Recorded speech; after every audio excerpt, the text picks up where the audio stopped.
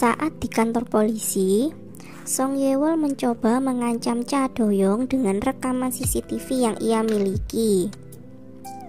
Song Ye-wol bersedia membantu sebagai pengacara Cha Do-young asalkan Cha Do-young menceritakan hubungannya dengan suami Song Ye-wol. Awalnya Cha Do-young menolak, bahkan menyindir Song Ye-wol. Namun akhirnya Cha Do-young menjelaskan semuanya karena dia membutuhkan bantuan Song Ye-wol agar bisa segera pulang dari kantor polisi. Cha Do-young menjelaskan bahwa dia mengenal An Jin-young hanya sebatas model untuk investasi yang sedang dijalankan An Jin-young saat itu. Dan sebenarnya An Jin-young lebih tertarik mendekati Nam Ji-sun ketimbang dirinya. Saat pulang dari kantor polisi, Cha Do-young menceritakan tentang dirinya yang sebenarnya kepada Song Ye-wol. Mendengar cerita sedih Cha Do-young, Song Ye-wol pun mulai kasihan padanya, dan kecurigaan tentang Cha Do-young pun hilang semua.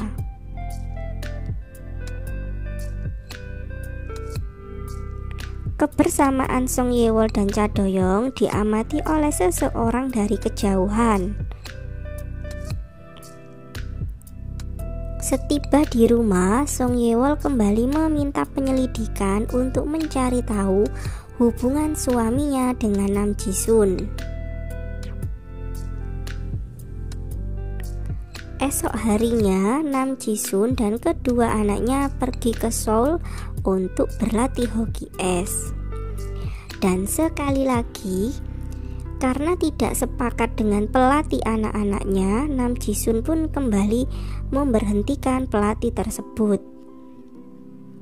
Nam Ji-sun selalu mendoktrin anaknya untuk menjadi yang nomor satu, tidak peduli dengan orang-orang yang lain. Hari berikutnya di sekolah HSC, untuk menyelesaikan masalah klub hoki es, pimpinan yayasan HSC mengumpulkan wali murid untuk berdiskusi.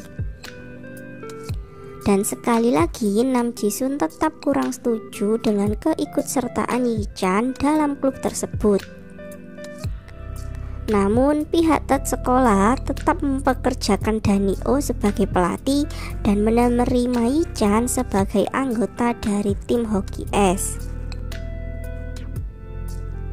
Hal tersebut membuat Nam Ji-sun kesal dan meluapkan kekesalannya kepada Cha Do-young. Nam Ji-sun pun kemudian meminta produser acara ragam untuk membatalkan kerjasamanya dengan Cha Do-young.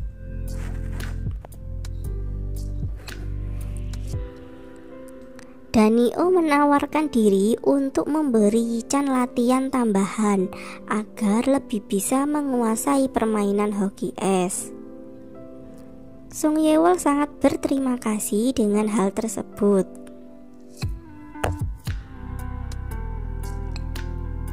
Skin kembali memperlihatkan pembantu perumahan yang selalu tampak ketus dengan Song Ye-wol.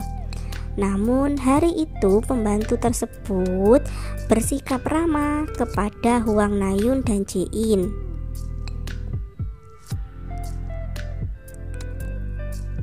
Acara perkemahan HSC pun segera diadakan.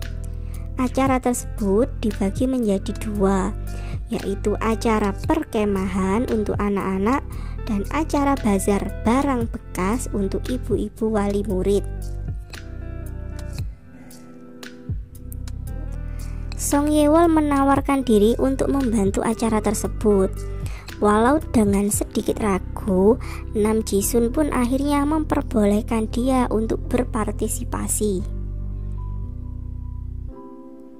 Dengan bantuan Hwang Na-yoon, Song Ye-wol mempersiapkan camilan untuk souvenir anak-anak.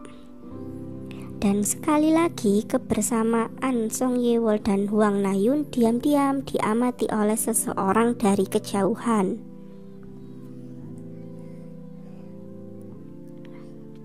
Hwang Na-yoon membantu Song Ye-wol dengan begitu baik.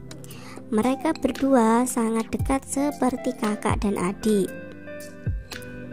Song Ye-wol bersyukur mendapatkan teman seperti Hwang Na-yoon, karena sampai sekarang Song Ye-wol masih merasa kesepian dan sedih setiap kali dia dan Yi-chan mengalami masalah.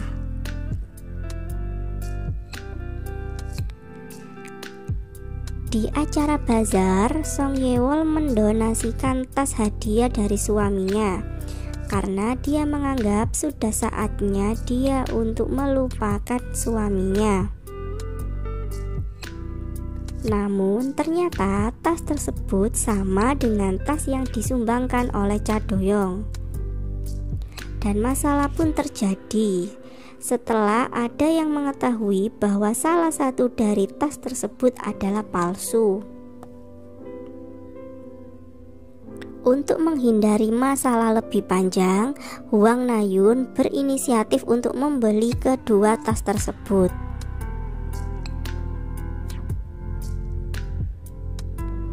Tidak sampai di situ saja, Song Ye-wol harus menerima perlakuan buruk dari Nam Ji-sun karena souvenir yang dia buat telah dibuang oleh Nam Ji-sun. Nam Ji-sun menganggap souvenir tersebut berbahaya untuk anak-anak jika anak-anak nanti memakannya. Song Ye-wol kembali teringat akan hubungan suaminya dengan Nam Ji-sun, dan dia pun menyadari bahwa selama ini Nam Ji-sun memang tidak pernah menyukai dirinya. Jun-hye, anak dari Nam Ji-sun yang sedari kecil tidak pernah memakan makanan manis, menjadi sangat lahap saat memakan manisan buatan Song Ye-wol yang akan diberikan dalam bentuk souvenir. Hal ini pun membuat Nam Ji-sun marah dan menyalahkan Song Ye-wol. Danio yang tidak sengaja melihat perlakuan kejam Nam Ji-sun kepada Song Ye-wol akhirnya mencoba untuk mengobati luka lebam Song Ye-wol dan menghiburnya.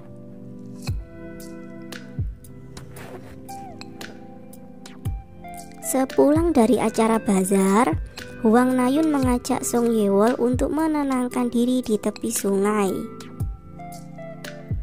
Song Ye-wol mulai menyalahkan dirinya karena kehidupannya tidak berjalan dengan baik semenjak kasus kematian suaminya.